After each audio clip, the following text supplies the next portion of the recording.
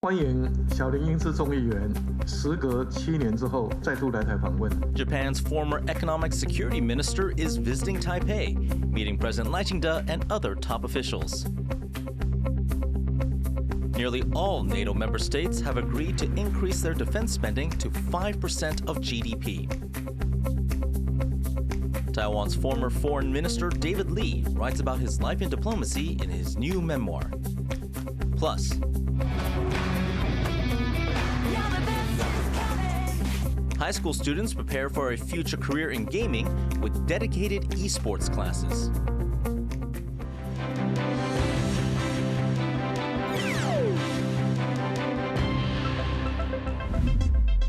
Good evening and welcome to TaiwanPlus News. I'm Eric Gao. Japan's former economic security minister is on a 3-day visit to Taipei, meeting with Taiwan's President Ching-te and multiple high-level officials. Taiwan-Japan ties on regional security and their trading partnership are on the agenda. Irene Lin reports from the Foreign Ministry. Japan's former economic security minister Kobayashi Takayuki is in Taiwan for a 3-day visit. President Ching-te welcomed him at the presidential office in Taipei. It's their first meeting in 7 years, and a potential free trade deal is on the agenda. Kobayashi, who's now an MP in the Japanese parliament, spoke here at the Foreign Ministry. He says Japan and Taiwan have a strong bond and that he looks forward to more collaboration in the future. Lai stated that he has high expectations for Japan's leadership for peace, prosperity and stability in the Indo-Pacific region, and I take this matter very seriously. During his meeting with Kobayashi, President Lai thanked Japan for its continued dedication to maintain cross-strait stability and support for Taiwan. He said an economic partnership agreement with Japan would benefit both countries. 台日是共享自由、民主、人权等价值的民主伙伴，相信只要我们携手合作，一定能够因应威权主义的挑战，为印太区域带来繁荣发展。 As China solidifies its dominance in the domestic tech manufacturing in what some countries call the red supply chain, economies that once relied on China are now working to secure their own place in the global market. But with tensions growing in the Taiwan Strait and the geopolitical situation uncertain, the clock is ticking for Taiwan to strengthen tech and economic ties with friendly nations and enhance its strategic position. On Wednesday, Kobayashi met with Legislative Speaker Han Kuo-yu and Defense Minister Wellington Koo.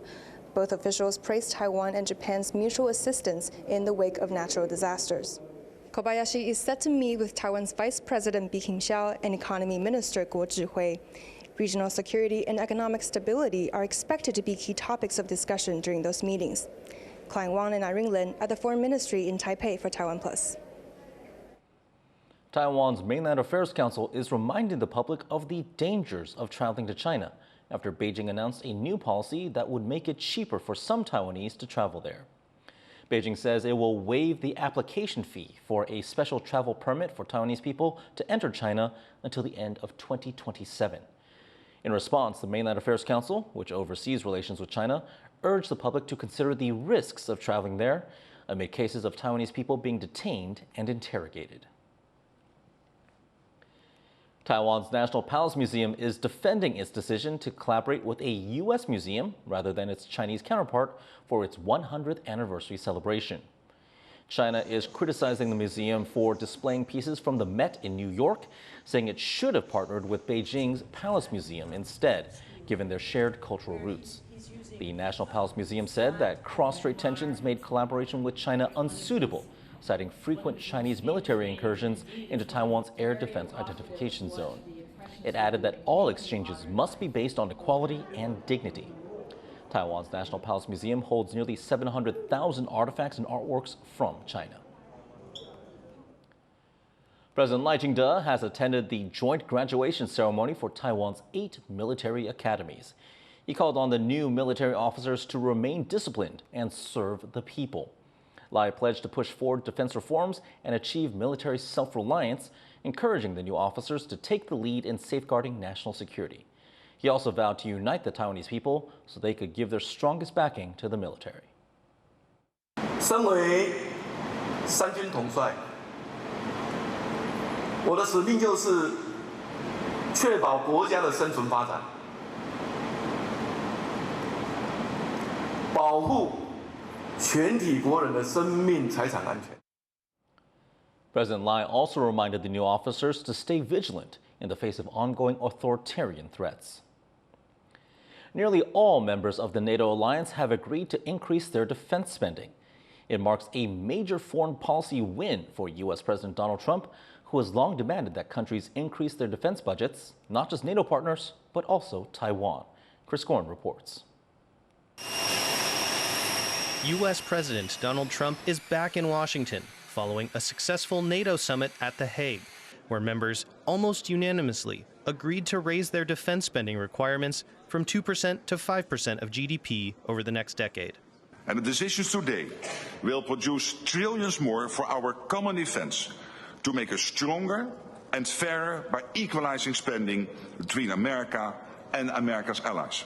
It's a major achievement for an administration that has called for partner countries around the world, including Taiwan, to increase defense spending rather than relying on U.S. capabilities. NATO members are pledging to spend 5% of their GDP on defense, even Germany. So it doesn't make sense for countries in Europe to do that while key allies in Asia spend less on defense in the face of an even more formidable threat. I have a different assessment with respect, Senator, about Taiwan's efforts. I think actually as a proportion of GDP, it's well below 3%. I agree with President Trump that they should be more like 10%, or at least something in that ballpark. Taiwan has already said it will increase its defense spending to 3% of GDP. And some experts say NATO's decision could pave the way for Taiwan to go even higher. That certainly sets the bar for Taiwan. And I think to work with the Trump administration and their demands and their expectations, I think a roadmap like this is going to be very helpful. But this year's summit focused mostly on the recent conflict between Iran and Israel and the ongoing Russian invasion of Ukraine.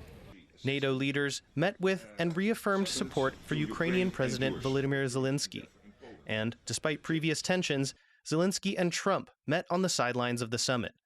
Trump later leaving open the possibility of further U.S. military assistance for Ukraine.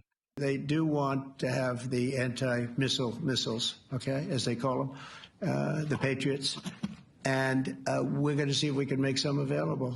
With global tensions high, NATO's new spending target signals a shifting balance in who foots the now much bigger bill for global security. John Su and Chris Gorin for TaiwanPlus. A fragile ceasefire between Israel and Iran appears to be holding, with U.S. President Trump promising more talks next week.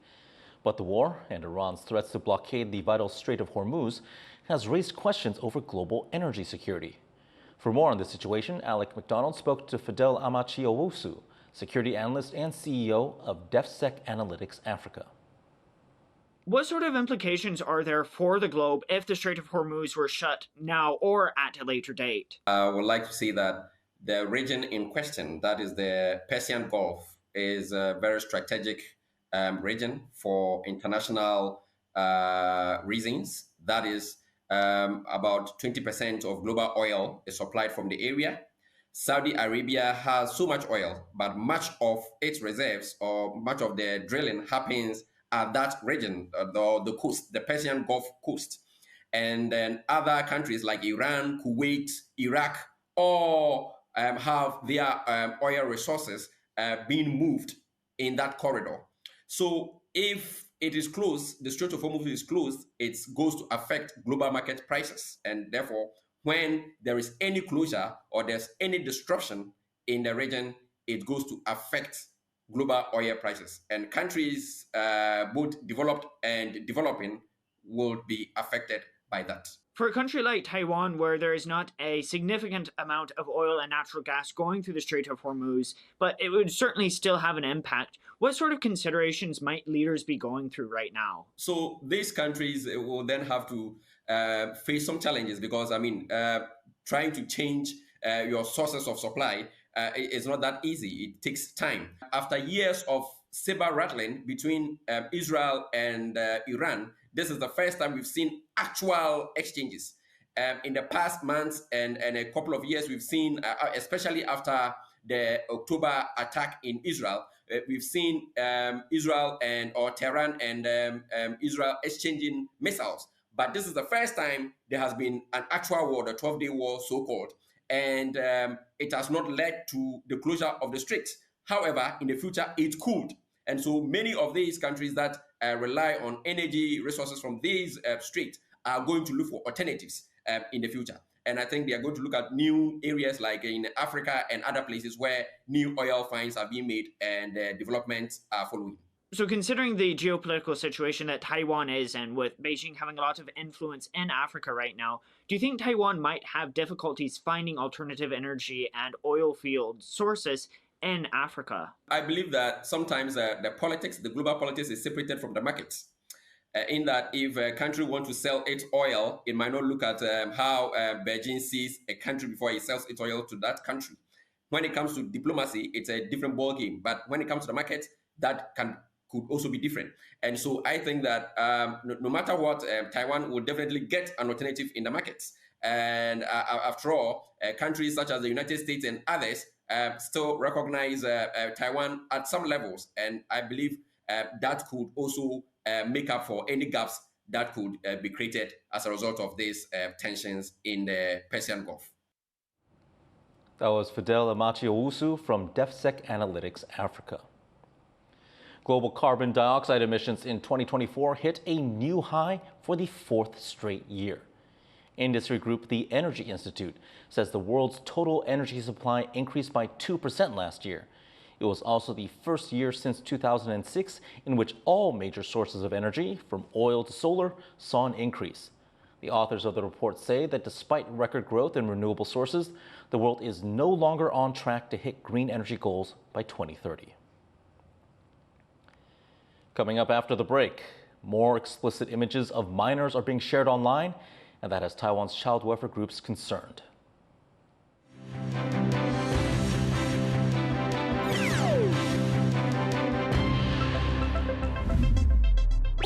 Thank you for sharing our passion for food and Taiwan. Veggie Island explores the vibrant world of plant-based cuisine. Wow. This is amazing. While Taiwan on the Rocks uncovers the stories and craftsmanship behind every sip. Have you ever tried Taiwanese beer?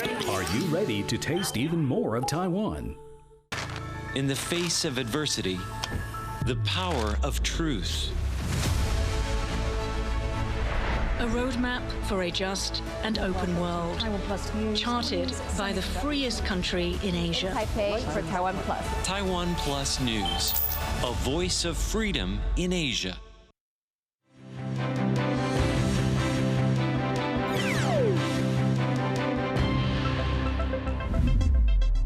Welcome back. You're watching TaiwanPlus News. A sharp jump in the number of explicit images of minors online has child welfare groups troubled.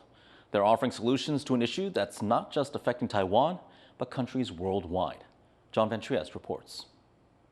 Reports of explicit images of minors online have exploded in the past few years. And child welfare advocates say it's time to teach children what they can do to protect themselves. Last year, the Health Ministry got over 3,100 reports of child sex abuse material spreading online. That's a nearly six-fold rise from 2018. It's part of a global epidemic. A 2024 report from the Global Child Safety Institute, Childlight, estimated that 1 in 8 of the world's children had been exposed to sexual images or had ones taken of or shared with them without their consent in the last 12 months. Child welfare advocates say a culture of letting minors interact unsupervised with strangers is part of the problem. 我们会看到说，如果有这个直播和交友软体使用经验的，这个在自拍或者是交换性向行为的比例显著是比较高的。 Sociologists say children in tough home situations are especially vulnerable. 发生的时间点刚好都是家里出状况的时间，譬如说，就可能父母亲在想要闹离婚啊，或者是父母亲有比较多冲突的时候，那他们就会比较想要往网络的方向去寻求支持。 But there's a range of places these photos may come from. Sometimes photos are taken due to peer pressure and leaked by classmates. And then there are criminal groups that solicit images. This makes for a complicated issue, but one advocates say can still be tackled. They want more education for families about online exploitation, and they want schools to teach kids how to be safe online too. Health Ministry officials seem sympathetic. 对每一个孩子来说，他就是一辈子。他一旦他的影像被自拍，然后甚至被诱拍，然后上传到网络之后，就无远弗届。 The government is proactive about seizing web domains that host images of minors. But activists say stopping the flood will require parents getting involved and teaching children about the warning signs of exploitation. Alex Chen and John Van Trieste in Taipei for TaiwanPlus. The new Taiwan dollar surged to a 3-year high on Thursday. The Taiwan dollar has been rallying throughout June, rising almost 3% to 29.391 against the U.S. dollar. Taiwan's central bank says the spike was driven partly by easing market tensions following the ceasefire between Israel and Iran. A weakening U.S. dollar and Taiwan's strong trade performance also added to the rise. The bank says it will let the currency move with market forces, but that it would intervene if necessary. David Lee, a former foreign minister and secretary general to President Tsai Ing-wen, has released a new memoir. In it, he describes the decision-making process behind the 2022 Taiwan visit of then U.S. House Speaker Nancy Pelosi. 蔡总统最后，他是以一个国家元首的角度做了这样的一个裁示。那当时我也在场，我也没有表示别的意思。其他我看到的2位也没有表示别的意思。所以说，最后决定就是欢迎这个议长。At the launch of Lee's book, Tsai and another former foreign minister, Frederick Chen, also praised Lee's low-key pragmatism as the steady force Taiwan needs to safeguard its national interests. For an inside look at Taiwan's foreign policy and diplomatic situation, Isabel Wang spoke to Lee, who also served as Taiwan's foreign minister and headed the National Security Council. We actually held several leadership roles, not only in foreign service, but also in public servant. Yeah. I'm interested in knowing, what is your definition of diplomacy? Diplomacy is an art, not a science. Diplomacy involves a lot of negotiation, reconciliation. So a skill which demands a lot of, the recent President Trump's terminology is the art of the deal. To serve as a country's diplomat, you have to represent your country well, and also to serve your country's national interest, or we may say that to maximize the interest of your own country. In your book, you mentioned a part that we want to avoid Taiwan become a collateral damage in the U.S.-China conversations. So in the future, do you think we are likely to become that collateral damage? All in all, I still consider my motto, prudence and moderation, are very important principles in conducting our relations with the United States. You have to think through all the consequences, all the options. You have to be very cautious, very prudent, and most of the time, I would say that to choose something in the middle, that's the reason I use the word of moderation, is relatively the better choice. Decision making is a very difficult job, because most of the decisions are made to make a choice in the fog, in the mist. So I myself, when I served as Secretary General to the President, my job was to formulate some options for the President to choose. Sometimes she would ask me which choice will be the best. I always choose the moderate one. I like the way that you mentioned being prudent and moderation. But we're in the Trump 2.0 era right now. Everything is very hard to predict. How would you say the Taiwanese officials, when they're dealing with the United States or the Trump administration, what should they keep in mind? It's only 5 months since President Trump took over. In my view, still very difficult to read how is he going to conduct relations with Taiwan? But based on the experience of the past months, I think President Trump is a great deal maker, as he calls himself, a grand deal maker.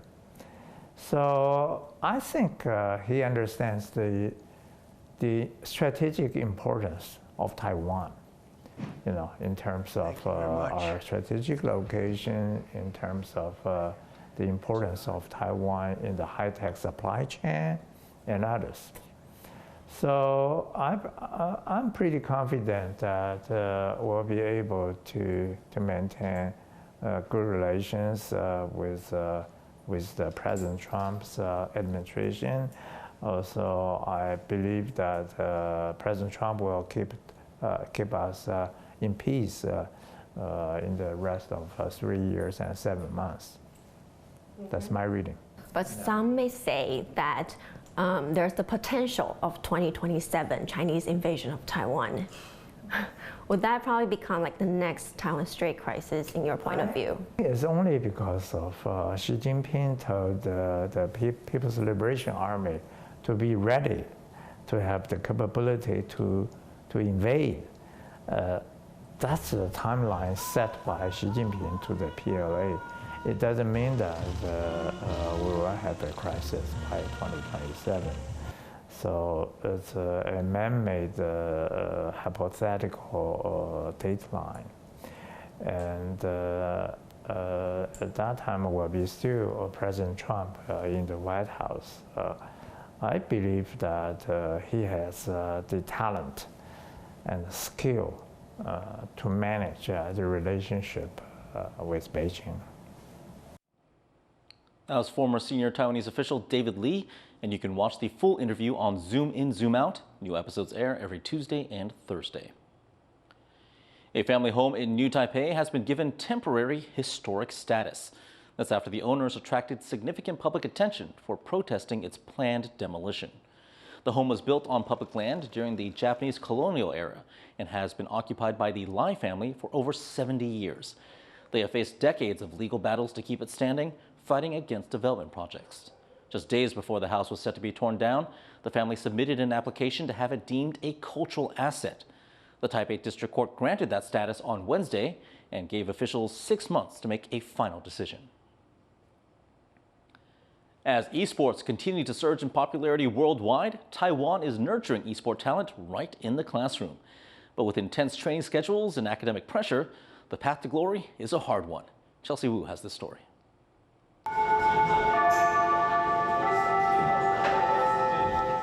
Just like any other high school in Taiwan, students head to class after their lunch break. But this class is different. And here, they're learning the basics of esports. Esports, short for electronic sports, is a fast-growing global industry, and Taiwan is keeping up. Across the country, schools have been launching esports classes and varsity teams in the past decade, preparing students to compete internationally in both mobile and PC games. 我平常都是早上一样上课，然后到下午1点的时候就来训练室，然后就有团练，然后比赛检讨，然后接下来到9点之后，然后晚上回家洗个澡，然后再练习到12点。Students on the school's esports team train over 8 hours a day, even through winter and summer breaks, to stay ready for competition. The school's 3 teams compete in a number of tournaments annually, including the ACS Summer Tournament, a major event for the mobile esports squad. The tournament draws both live and online audiences, with top teams earning significant prize money. 因为大家都知道，电竞选手的训练强度跟时长非常的长，非常久。所以假设如果你连校队阶段的训练强度你都无法承受，那我觉得也建议是不要走电竞选手这一行。While the program trains aspiring esports gamers, less than 3% of them will go on to turn pro. 能理解，因为毕竟电竞这条道路非常的凶险，你一个不小心可能就没了工作，所以你还是要有一些其他的副业，或是有办法维持你自己更生的能力。There is criticism about how the program may come at the cost of other academic subjects. 我是要按这个吗？买中杯啊。哦。 But one mother who allowed her son to enter the school's esports program believes education goes beyond just grades. 可能大家会觉得打电竞就是很坏小孩之类的什么的，我觉得并不是，对，只是他们有他们的梦想，我觉得很光荣，就是觉得他很棒。他这3年就是一直都在校队，就是自己很努力，不能被刷下来，就是一直很努力的在校队这样子。对，我觉得他很厉害。 And Coach Jerry Fan says the program isn't just about esports.